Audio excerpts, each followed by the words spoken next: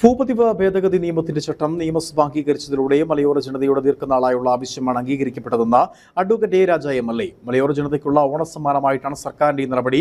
2021 ഈ സർക്കാർ അധികാരത്തിലെത്തിയപ്പോൾ ഇക്കാര്യത്തിൽ ജനങ്ങൾക്ക് നൽകിയ വാഗ്ദാനമാണ് ഇപ്പോൾ നിറവേറ്റപ്പെട്ടിട്ടുള്ളതെന്നും MLA പറഞ്ഞു. മലയോര ജനതയുടെ ദീർഘനാളത്തെ ആവശ്യങ്ങൾക്കാണ് കേരളത്തിലെ ഇടതുപക്ഷ സർക്കാർ ഓണസമ്മാനമായി ഭേദഗതി നിയമത്തിൻ്റെ ഭേദഗതി അതുപോലെ ചട്ടം ഇന്നലെ മന്ത്രിസഭാ യോഗം അംഗീകരിച്ചിട്ടുണ്ട്.